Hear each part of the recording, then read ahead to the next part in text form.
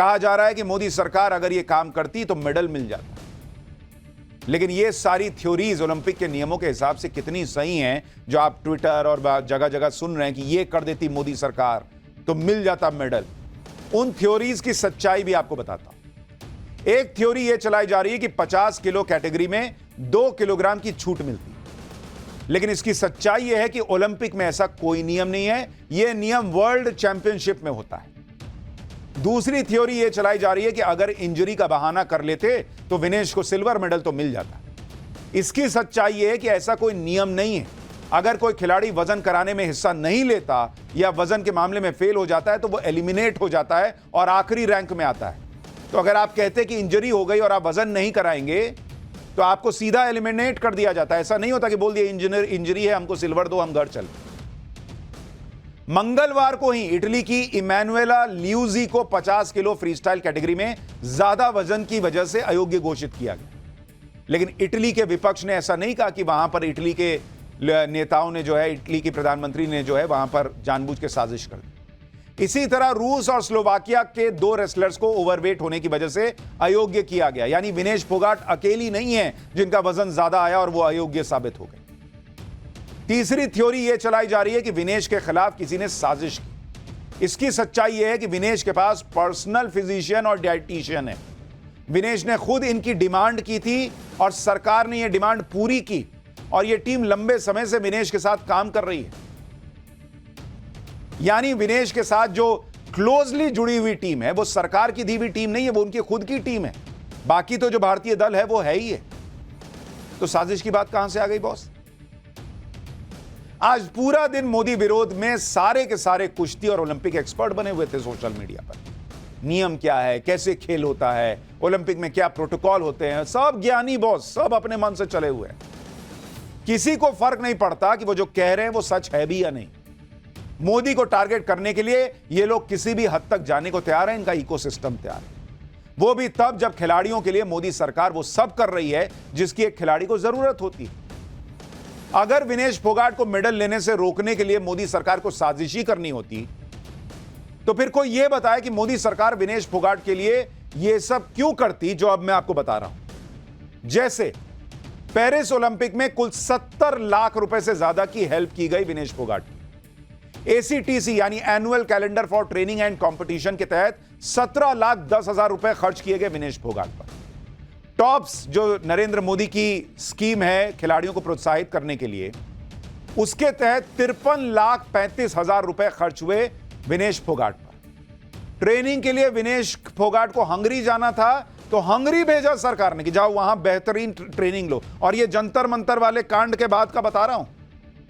तो जो लोग ज्ञान दे रहे हैं कि नरेंद्र मोदी विनेश फोगाट को फोन करेंगे या नहीं जब वो फाइनल में पहुंची थी, अरे बॉस वो तो फोन करते ही, लेकिन वो विनेश फोगाट के लिए कोई मन में ग्रज लिए नहीं बैठे थे। खिलाड़ी हैं, भेजो इनको। विनेश फोगाट की रिक्वेस्ट पर उनके पर्सनल कोच तक को साथ भेजा गया।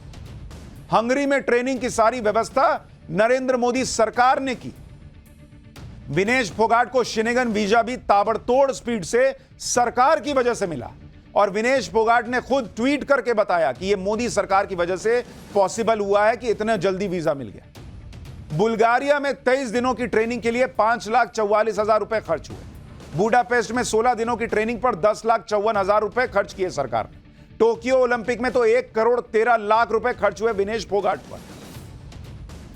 यानी जो लोग विनेश फोगाट के फाइनल में पहुंचने पर यह कह रहे थे कि यह तो जंतर मंतर पर बैठी खिलाड़ी का मोदी सरकार को जवाब है, उन्हें यह देखना चाहिए कि विनेश जंतर मंतर पर बैठी थी या मोदी सरकार के खिलाफ क्या बोल रही थी। इससे नरेंद्र मोदी को कोई फर्क नहीं पड़ता। उनके लिए वो खिलाड़ी हैं, देश की शान है, देश के लिए मेडल लाने जा रही थी और इसलिए विनेश फोगाट हो या कोई और खिलाड़ी, मोदी सरकार की तरफ से बिना भेदभाव हर संभव मदद दी गई।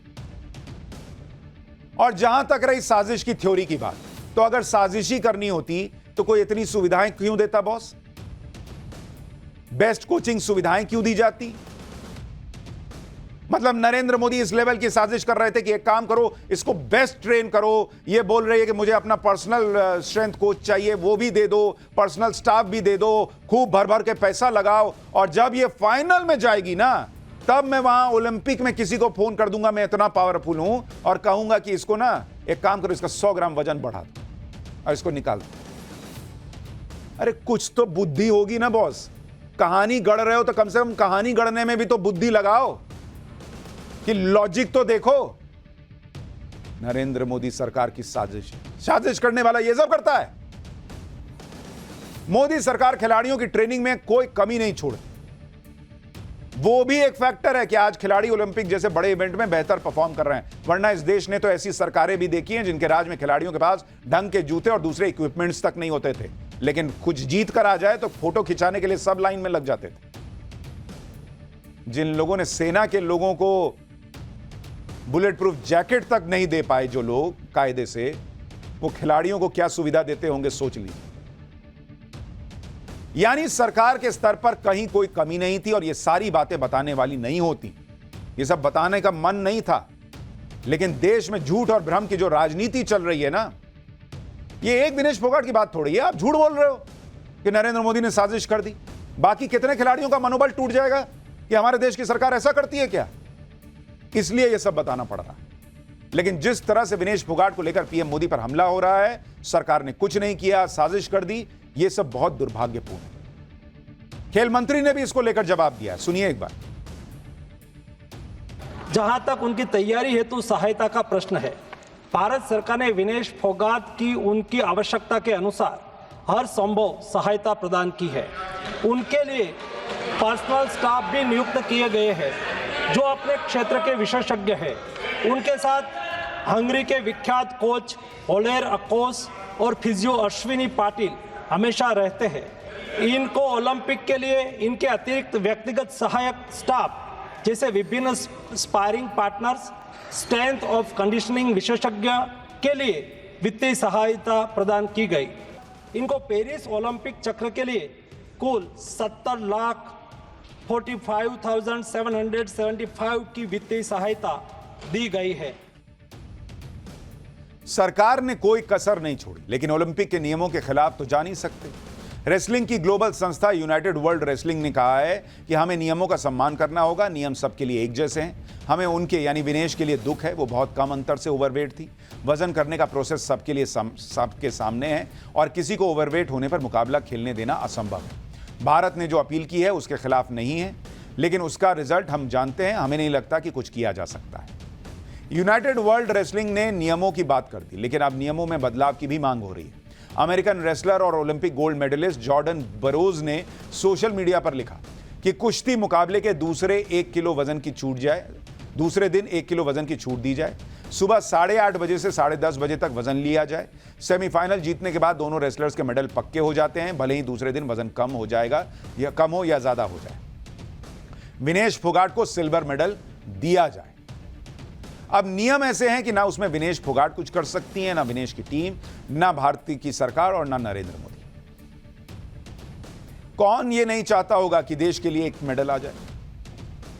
लेकिन इस समय जब सबको विनेश का हौसला बढ़ाना चाहिए, ये लोग राजनीति कर रहे हैं।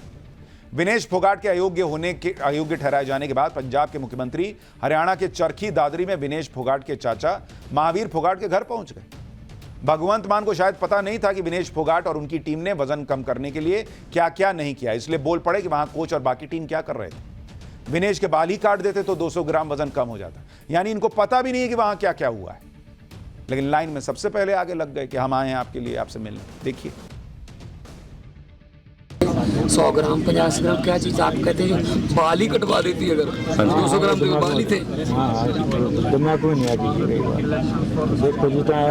नहीं मतलब ये इस लेवल पे इतनी बड़ी बड़ी मिस्टेक हो रही हैं। और जो कोचेज हैं या उनके फिजियोथेरेपिस्ट, उनकी तनख्वाहें मतलब लाखों में हैं।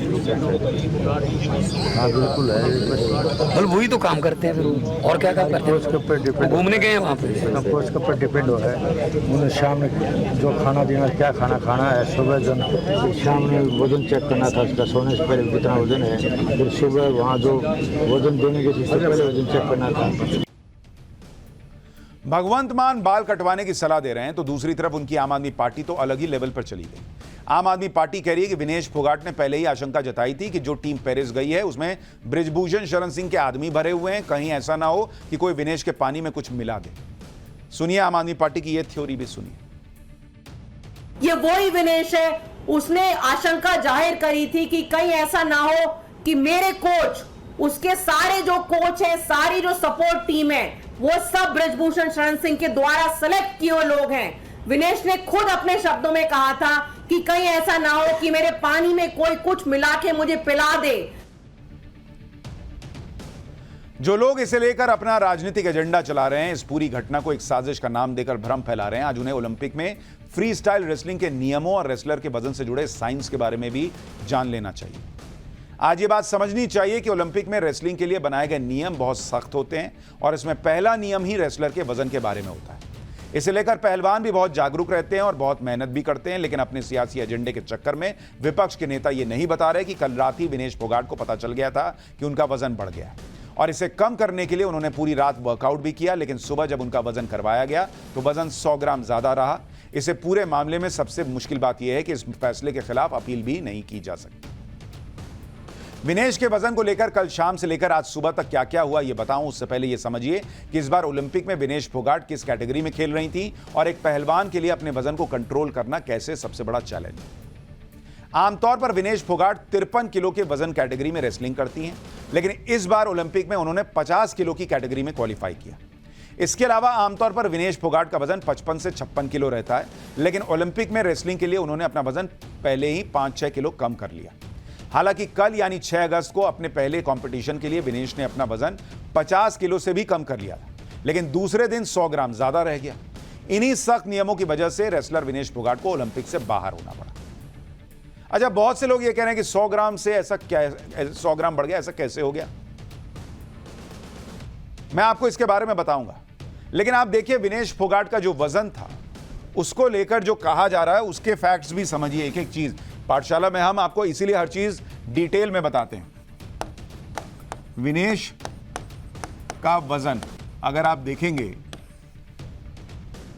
6 अगस्त जब 3 राउंड उन्होंने खेले तो राउंड 1 से पहले कितना था? राउंड 1 के पहले कितना था उनका वजन? 49 किलो 49.9 केजी, यानी 50 किलो से कम था। सेमीफाइनल के बाद जब वो सेमीफाइनल जीत गई और उसके बाद उनका वजन हुआ तो उनका वजन हो गया था 52.7 केजी। अब आप कहेंगे कि बॉस ये कैसे हो गया, ये 2 किलो 700 ग्राम कैसे बढ़ गया वजन 3 बाउट खेलते खेलते?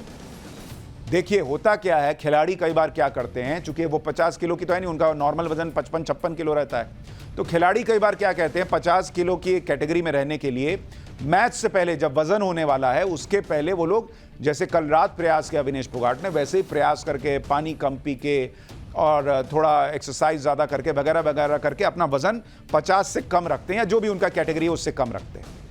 तो जब वो उतरी तो 49.9 पे थी, लेकिन जब मैच हो रहा है, पानी पीजिएगा नहीं, कुछ कीजिएगा नहीं, तो मैच लड़िएगा कैसे? कुछ खाइएगा नहीं, भूखे पेट लड़िएगा। तो मैच खेलते वक्त आपको डिहाइड्रेशन ना हो जाए इसके लिए आपको लिक्विड दिया जाता है, पानी दिया जाता है, कुछ खिलाया जाता है ताकि शरीर में ताकत रहे, तब ना रेसलिंग लड़िएगा। तो 3 बाउट खेलना था विनेश फोगाट को, 3 बाउट खेली, पानी पिलाया गया और चीजें पिलाई गई, खिलाई गई, तो वजन 2 किलो 700 ग्राम बढ़ गया। बीच में लड्डू थोड़ी खा रही थी, छोले भटूरे थोड़ी कोई खिला रहा था। अब ये 2 किलो 700 ग्राम वजन बढ़ गया। दिक्कत यह थी कि अगले ही दिन फाइनल होना था 7 अगस्त को, तो 7 अगस्त को यानी एक रात के अंदर उनको यह वजन घटाना था और उन्होंने 2 किलो 700 ग्राम वजन बढ़ा और उन्होंने 52.7 से 50.1 7 अगस्त को उनका वजन आया 50.1 केजी, यानी करीब करीब 2 किलो 600 ग्राम वजन घटा लिया रात भर में इतनी मेहनत करके। लेकिन किस्मत ने साथ नहीं दिया और 100 ग्राम वजन ज्यादा रह गया। अगर यह 100 ग्राम वजन भी कम हो जाता तो विनेश फोगाट को फाइनल मैच में एंट्री मिल जाती और आज तस्वीर कुछ और हो सकती। एक रात के अंदर विनेश फोगाट ने अपना वजन 2 किलो 700 ग्राम से ज्यादा कम किया, लेकिन इसके बाद भी 100 ग्राम ज्यादा रह गया। विनेश फोगाट ने अपने 52.7 किलो वजन को 50 किलो तक लाने के लिए पूरी रात वर्कआउट किया, बॉडी से ज़्यादा पसीना निकालने के लिए कई तरह की एक्सरसाइजेज की। पसीना निकलने से शरीर का वजन कम होता है। विनेश ने पूरी रात कुछ खाया नहीं, यहाँ तक कि पानी की एक बूंद भी नहीं ली। 6 जुलाई के मैच के लिए भी विनेश ने यही सारी मेहनत की थी। तब विनेश का वजन 50 किलो से कम होकर 49 किलो 900 ग्राम हो गया था, लेकिन आज 100 ग्राम ज्यादा रह गया। भाई शरीर है ना, आप प्रयास कर रहे हैं, शरीर कैसे रिस्पॉन्ड करेगा ये आपके हाथ में थोड़ी है। इससे पहले भी विनेश फोगाट अपनी प्रैक्टिस के दौरान वजन 50 किलो से कम करके ही रेसलिंग कर रही थी। ये हर पहलवान की रेगुलर प्रैक्टिस होती है, जिसमें इस तरह जी तोड़ मेहनत की जाती है ताकि टूर्नामेंट के मैच में डिस्क्वालीफाई होने से बचा जा सके। अपना वजन कम करने के लिए विनेश फोगाट कितनी मेहनत कर रही थी, इससे जुड़ी एक तस्वीर आपको दिखाता हूं। ज्यादा से ज्यादा पसीना लाने के लिए विनेश ने FBT सूट पहनकर पूरी रात वर्कआउट किया। इस तरह के सूट को पहनने के बाद बॉडी को हवा नहीं मिलती, जिससे शरीर के अंदर की हीट बढ़ती है, ज्यादा पसीना निकलता है।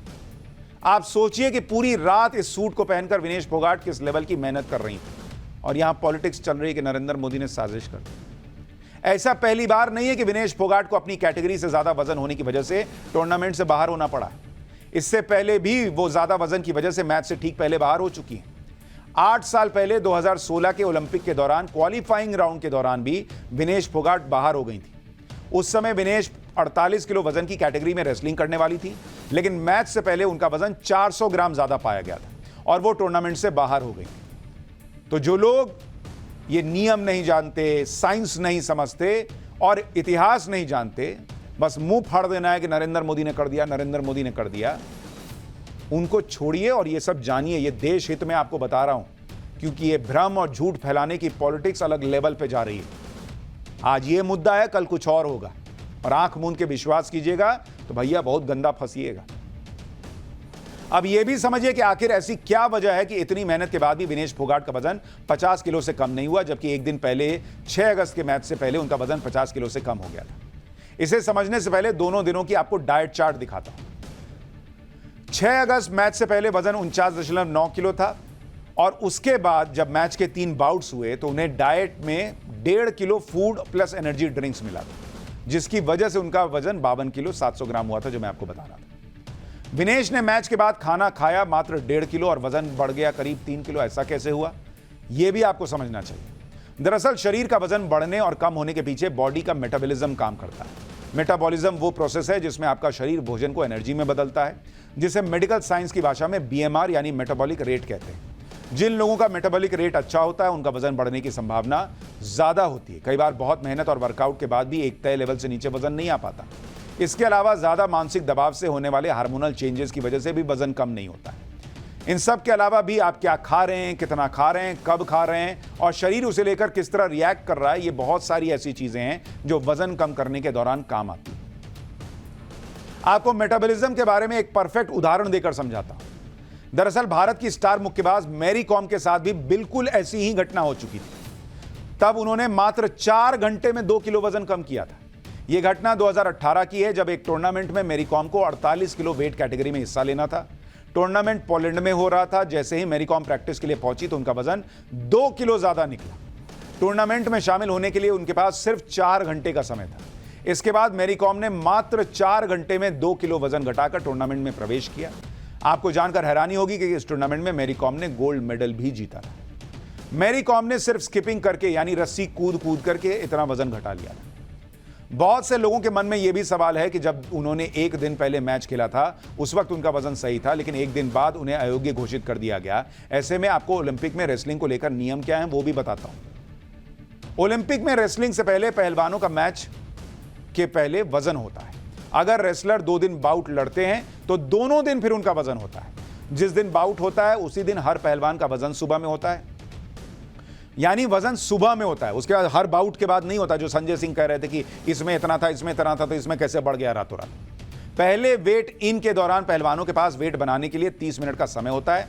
30 मिनट में कई बार वजन कर सकते हैं, लेकिन दूसरे दिन वेट इन सिर्फ 15 मिनट का होता है। वजन करने के बाद खिलाड़ियों के स्वास्थ्य की जांच की जाती है और यह देखा जाता है कि उनके नाखून भी कटे हुए हैं या नहीं। इस वजन के दौरान कुश्ती पहलवान को सिर्फ सिंगलेट पहनने की इजाजत होती है। सिंगलेट वो ड्रेस होती है जिसे पहनकर वो कुश्ती लड़ते हैं। सोशल मीडिया पर बहुत से लोग ये सवाल भी उठा रहे हैं, लिख रहे हैं कि 100 ग्राम से क्या ही फर्क पड़ता, क्या इतनी रियायत नहीं दी जा सकती है। दरअसल ओलंपिक में 10 ग्राम वजन भी बहुत मायने रखता है। इसमें वजन कैटेगरी बनाई ही इसलिए गई है ताकि फेयर गेम हो। जब एक जैसे वजन के खिलाड़ी लड़ेंगे तो ताकत भी एक जैसी लगाएंगे। अगर किसी का वजन 100 ग्राम भी ज्यादा है, मतलब वो 100 ग्राम ज्यादा ताकत लगा रहा है, इससे फेयर गेम नहीं माना जाता। इसलिए जो लोग विनेश फोगाट को लेकर भ्रम फैला रहे हैं, उनसे सावधान रहिए, किसी भी गलतफहमी का शिकार मत होइए। बार बार ये झूठ और भ्रम की जो राजनीति चल रही है, इससे बचने का तरीका ढूंढिए।